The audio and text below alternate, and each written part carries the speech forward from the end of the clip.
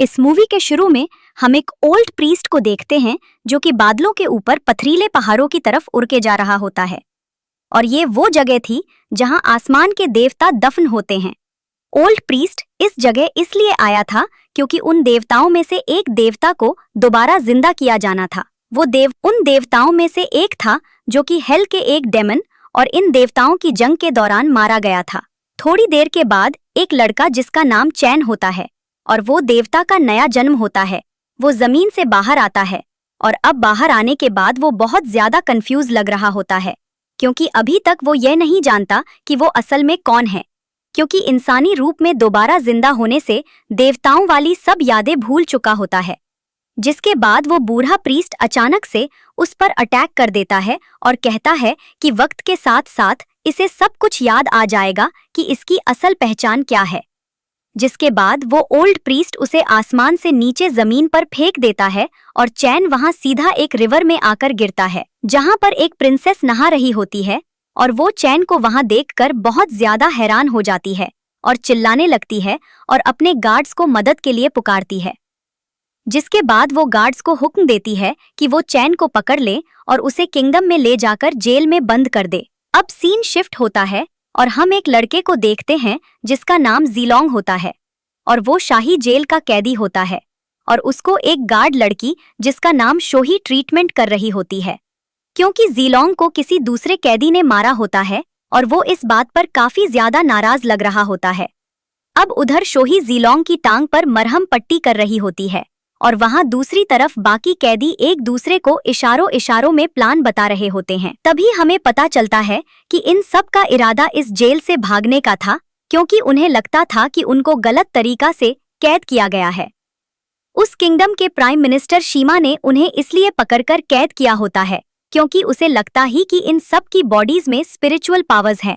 और सिचुएशन सुरक्षित होने के बाद वे घास के नीचे छुपाए गए अपने अपने वेपन्स निकालकर गार्ड्स पर अटैक कर देते हैं। और इससे पहले वो लोग जीलोंग और अटैक कर देते हैं और इससे पहले वो लोग जीलोंग और शोही को मारते। जीलोंग और शोही वहां से भागने का फैसला करते हैं, जिसके बाद वो बच के खुफिया रास्ते से निकल जाते हैं। और इस रास्ते की दीवारों पर बहुत से स्पेल पेपर्स लगाए गए होते हैं और जब जीलोंग उनमें से स्पेल पेपर्स को टच करता है तो उसके हाथ रिएक्ट करने लगते हैं और उनमें मैजिकल पावर्स निकलने लगती हैं। तभी हमें पता चलता है कि इन स्पेल पेपर्स को रॉयल सुपरवाइजर स्वानंजू ने अपने मैजिक के जरिए बनाया होता है ताकि वो दूसरे व्यक्तियों से मैजिक पावर को ऑब्जर्व कर सके। लेकिन तभी शोही जीलोंग इस जगह से रोक लेती है और दूसरी तरफ भागने को कहती है, लेकिन वहां पर उनका सामना उन्हीं कैदियों से हो जाता है जो बगावत करके भागे होते हैं और वो शोही को मारने के लिए उन सबको घेर लेते हैं। और तभी इन लोगों में लड़ाई शुरू हो जाती है। अब शोही अकेले ही एक नौकरानी को बचाने के लिए सभी से लड़ना शुरू कर देती है और तभी एक सैनिक नौकरानी को तलवार से घायल कर दिया है। ठीक उसी समय प्राइम मिनिस्टर शीमा वहां आ जाता है और कैदियों की इनर पावर का ऑब्जर्व कर लेता है। इसके बाद सभी कैदी हेल्पलेस हो जाते हैं और सभी को जेल में डाल दिया जाता है। जीलोंग भी उनमें शामिल होता है। अब नेक्स्ट सीन में हम देखते हैं कि चैन को प्रिंसेस और कुछ गार्ड कैद करके ला रहे थे। तभी उन पर कुछ अज्ञात व्यक्ति हमला कर देते हैं और इनका प्लान गोल्डन बो को हासिल करना होता है। उसको बचाने के लिए राजकुमारी लड़ती है और उसी समय चैन प्राइमिस की मदद करने के लिए अनजान व्यक्तियों से लड़ने लगता है। हालांकि उसके हाथ बंधे होते हैं, फिर भी वो अपने पैर से लड़ते हुए अपने हाथों को खोल लेता है और गोल्डन बो को लेने के बाद बहुत ही शक्तिशाली तरीके से आक्रमण करता है, जो कि उसके पहले जन्म में देवता होने के कारण होता है। उसका ये रूप देखकर वो अनजान लोग भाग जाते हैं और चैन बेहोश होकर गिर जाता है क्योंकि वो अभी तक आसमान से आई हुई गोल्डन बो से निकलने वाली पावर को बर्दाश्त करने के काबिल नहीं हुआ था। शाम को जब प्रिंसेस और उसके गार्ड चैन को लेकर पैलेस पहुंचते हैं, तभी शोही वहां आती और प्रिंसेस से मिलती है। जिसके बाद शोही प्रिंसेस से इतने लंबे सफर पे जाने और इतनी देर लगाने की वजह पूछती है, जिसे प्रिंसेस उसे कहती है वो आसमानी देवता की तरफ से भेजी गोल्डन बो को लाने गई थी ताकि वो किंग का इलाज कर सके जो कि बहुत बीमार होते हैं। उसी दौरान चैन को होश आता है तो उसे शोही का फेस जाना पहचाना महसूस होता है उसे लगता है ये वही लड़की है जिससे वो प्यार करता था और वो स्काई पैलेस में रहती थी। लेकिन 10,000 साल पहले वही लड़की वहां से अचानक गायब हो गई थी, जिस वक्त वो स्काई पैलेस में देवता था। अब इसी दौरान जब प्रिंसी शोही से बात करने लगती है तो चैन वहां से गायब हो जाता है और उस कमरे में चला जाता है जहां पर गोल्डन बो रखी होती है। जब प्रिंसेस को गायब होने का पता चलता है तो फौरन से गार्ड को उसको ढूंढने का ऑर्डर देती है। दूसरी तरफ चैन अभी तक गोल्डन बो पे मौजूदा एनर्जी से पीछा छुड़वाने की पूरी कोशिश कर रहा था, जो कि उसे अपनी तरफ खींच रही होती है। इसी तरह चैन जितनी बार इस गोल्डन बो को टच करता है, वहीं दूसरी तरफ किंग को उतनी ही बार एक अजीब सा आराम महसूस होता है। चैन की गोल्डन बो को पकड़ने से किंग खुद ब खुद ठीक हो जाता है और जब चैन अपना हाथ उसे हटाता है तो किंग दोबारा से बीमार हो जाता है। अब प्रिंसेस उस गोल्डन बो को अपने फादर के पास लेकर आती है ताकि वो उसे टच कर सके, और जब उसे पकड़ता है तो गोल्डन बो उसके हाथ से उड़कर चैन के हाथ में चली जाती है, जो कि वहीं पर छुपा होता है, और गोल्डन बो की पावर की वजह से वो दोबारा से बेहोश हो जाता है। ये देखकर किंग अपने गार्ड को उसे मेडिकल डिपार्टमेंट में लेकर जाने को कहता है। दूसरी तरफ प्राइम मिनिस्टर सीमा को उनका बेटा रिपोर्ट देता है कि वो प्रिंसेस से गोल्डन बो लेने में नाकाम हो गया है, जिससे हमें ये पता चलता है कि वो लोग जिन्होंने प्रिंसेस पर हमला किया था वो कोई और नहीं बल्कि शीमा के लोग थे, जिनको उसने गोल्डन बो छीनने के लिए भेजा था। अब शीमा का बेटा लिंगकोंग गोल्डन बो लेने का मिशन तो पूरा नहीं कर सका, लेकिन वो ये इम्पोर्टेंट खबर लाया था कि उसने वहां पे ऐसे लड़के को देखा जिसमें बहुत सी स्पिरिचुअल पावर्स हैं, और वो शीमा को यह भी बताता है कि उस लड़के को गोल्डन बो की पावर्स को कंट्रोल कर सकता है और गोल्डन बो को वेपन के तौर पर उनके खिलाफ इस्तेमाल करते हुए भी देखा गया है। ये सुनकर शीमा खुश हो जाता है और डिसाइड करता है वो इस लड़के से वो पावर छीनकर उन्हीं पावर्स को यूज करते हुए वो किंग के खिलाफ करेगा। इसलिए वो लिंगकोंग को इस लड़के के ठिकाने का पता लगाने का कहता है। दूसरी तरफ चैन जो मेडिकल रूम में बेहोश पड़ा होता है, उसे अपने पास्ट के बारे में ख्वाब आता है और वो इस टाइम को देखता जब वो एक देवता हुआ करता था और वो अपने आप को उसी गोल्डन बो के साथ लड़ते हुए देखता है। अब ये क्लियर हो जाता है कि वो गोल्डन बो इसका ही है, इसलिए वो इसको कंट्रोल करा रहा है। अब जब उसकी आंख खुलती है तो वो शोही के पास जाता है और पूछता है कि क्या तुम वही लड़की हो जो 10,000 साल पहले देव पैलेस में रहती थी और हम दोनों आपस में एक दूसरे को प्यार करते थे और एक दिन तुम अचानक गायब हो गई थी? शोही उसको मना कर देती है। तभी उनको लिंगकोंग के आने की आवाज आती है और शोही चैन को चिपने के लिए कहती है, क्योंकि शोही की लिंगकोंग के साथ मंगनी हो चुकी थी। हालांकि वो उसको पसंद नहीं करती थी, लेकिन ऐसा करने के लिए इसलिए राजी हुई थी कि प्राइम मिनिस्टर शीमा ने ऐसा करने के लिए उसे फोर्स किया था। लिंगकोंग इससे इस लड़के के बारे में पूछता है जिसे प्रिंसेस अपने साथ में लाई थी, लेकिन शोही इससे कहती है कि वो इस बारे में कुछ नहीं जानती। अब लिंगकोंग के जाने के बाद चैन इसके पास आता है, उसे बताता है कि लिंगकोंग वही शख्स है जिसने प्रिंसेस पर हमला किया था। इसे इस बात पे यकीन इसलिए था क्योंकि एक हमलावर के शूज की आवाज बिल्कुल लिंगकोंग के शूज जैसी थी। अब कुछ दिनों के बाद मास्क पहने अनजान हमलावर अचानक से पैलेस में दाखिल हो जाते हैं ताकि वो किंग पर हमला कर सके, लेकिन खुशकिस्मती से वहां प्राइम मिनिस्टर पहुंच जाता है और इन सबको मार देता है और किंग को बचा लेता है।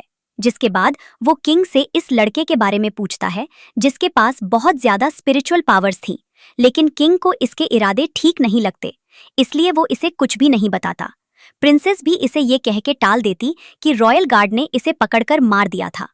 शाम को सीमा शोही को अपने पास बुलाता है और इससे चैन के बारे में इंक्वायरी करने लगता है, लेकिन वो भी इसे इसके ठिकाने का नहीं बताती। वो कहती है कि वो नहीं जानती वो कहाँ पर है, जिसके बाद वो लिंगकोंग से शादी की तैयारियां शुरू करने को कहता है ताकि कुछ दिनों में इन दोनों की शादी हो सके। जिस पर वो ऐतराज करने लगती है तो सीमा इस पर गुस्सा करता है और इसे अपने ऑर्डर फॉलो करने का कहता है। अब क्योंकि वो लिंगकोंग से शादी नहीं करना चाहती थी, लेकिन फिर भी वो सीमा के ऑर्डर ना मानने की हिम्मत नहीं करती।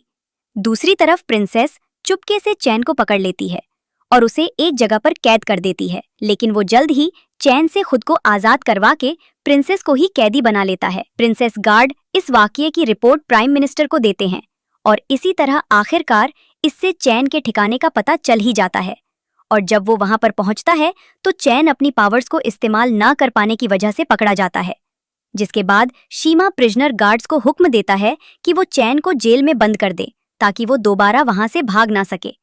जेल में वो झीलोंग से मिलता है जो कि ये क्लेम करता है कि वो भी एक देवता है जिसका दोबारा जन्म हुआ है, और वो चैन को इसलिए जानता था क्योंकि वो चैन के अंडर काम करने वाली आर्मी का हिस्सा था।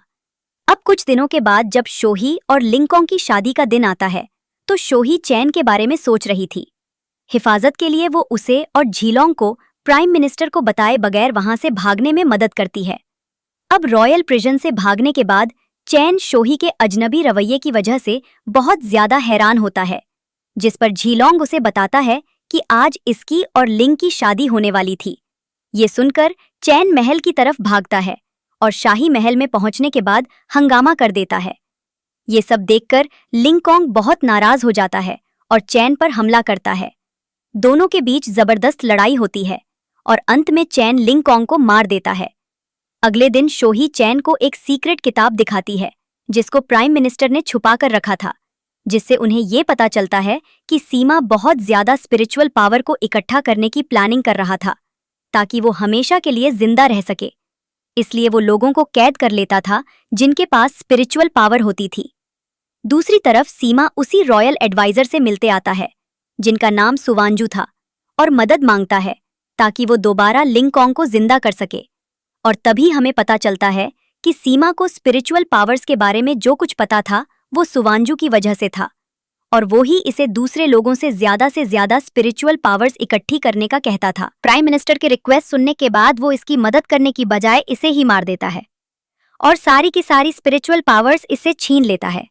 तभी वहां पर शोही, चैन और जिलोंग आ जाते हैं और अब वो इसके शैतानी प्लान के बारे में जान चुके होते हैं, क्योंकि कुछ दिनों के बाद होने वाली एक ब्लेसिंग सेरेमनी में किंगडम के सभी मेंबर से स्पिरिचुअल पावर छीनने का इरादा रखता था।